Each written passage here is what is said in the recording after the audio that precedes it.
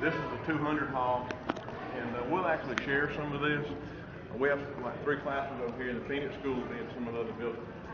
Actually, the Career Academy will be in the hallways over there.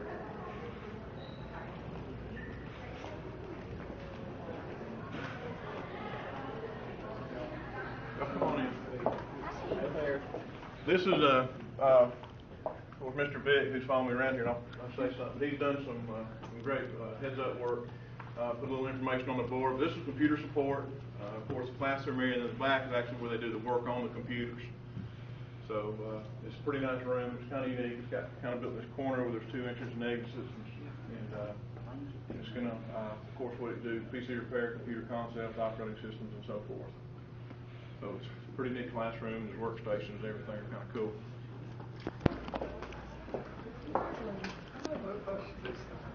I lost Heidi again, right in there. This classroom here will be mainly for SAT 1000 or Comp 1000 classes, the Intro to Microcomputer class that everybody has to take. It's pretty much set up. We got 2, 4, 6, 8, 16. So there's 24 computers in here, which is a pretty good class. And then of course, some of these other classrooms could be used for the SAT 100 also. That's kind of what that is for. This next room is kind of a little bit of everybody's favorite.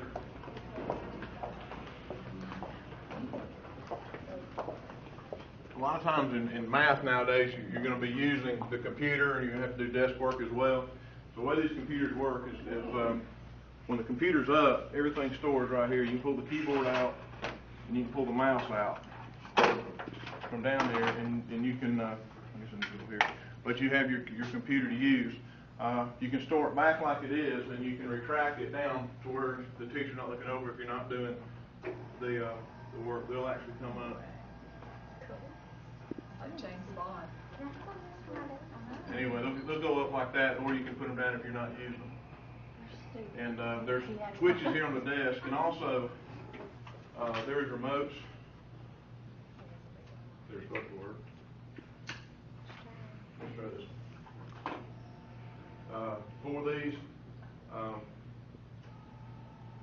For we're in the process of getting them numbered to which desk, and then we'll take them up and leave them up front. So that way, if the teacher or the instructor needs to lower one or raise one from up front, they can get the remote, and they'll actually work. I went actually down the hallway a little bit, so how far to go, and I was outside Ron's door, and they were going up and down. So there's some good little range there. If you come in the main doors on the front, the way it's kind of set up is everything on the left will be Career Academy in Phoenix. Everything on the right is Georgia Northwestern. And that kind of limits a little bit only for computer use. The students with Whitfield County can't access the password to get on our computers.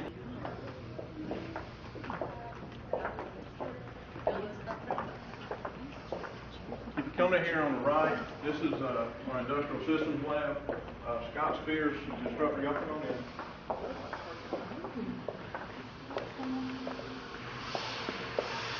And we're working on heating and air. As you can see, the ductwork is getting placed in so we can have air in here before too long.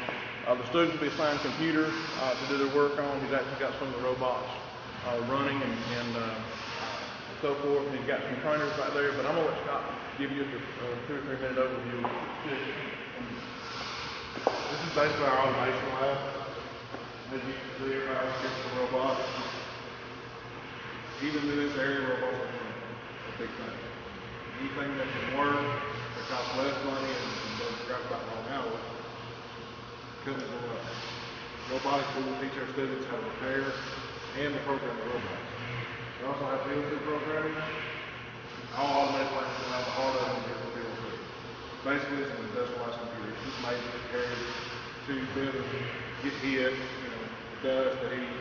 They can just handle a little better than like just a regular laptop. Over here we have the process control parameters. Any type of dyeing process, chemical processes, you have to know how to control it. This is what we'll be teaching the students over here, how to program and actually control fluid level, hydraulic systems, dyeing systems.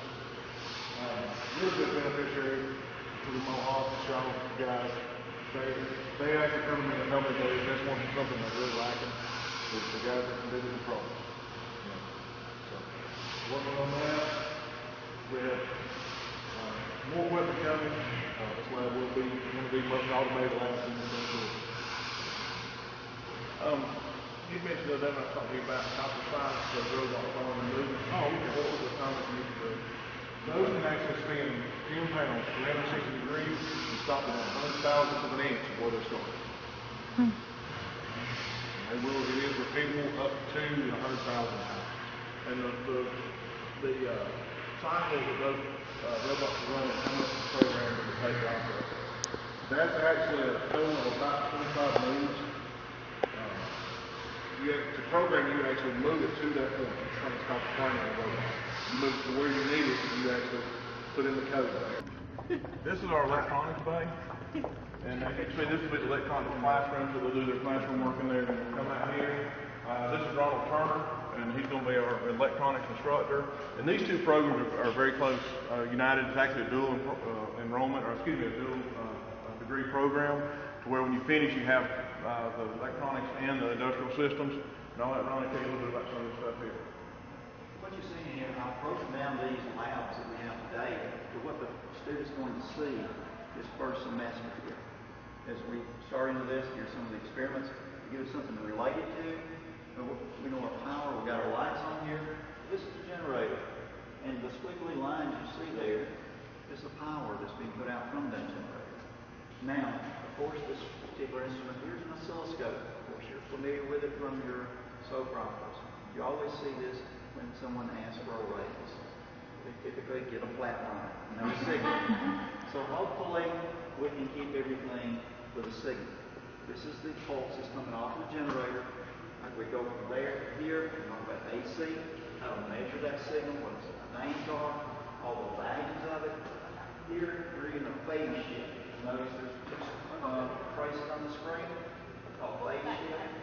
This particular module here is for soldering to take the components apart, replace them in a repair situation. That's quite intensive, a lot of expensive equipment.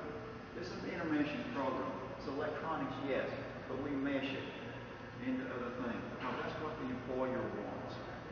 He wants things to go together. We've got hydraulics that we teach also. This is breadboarding, which relates back to this, where we take the little components and build up the circuit you see here. It's not, if you don't get the dexterity, you don't touch it, you don't realize what it is. This, more of the same. All the textbooks, the reference books that I use within the course, just some of the actually, there's about 10 times that many to go for the whole program.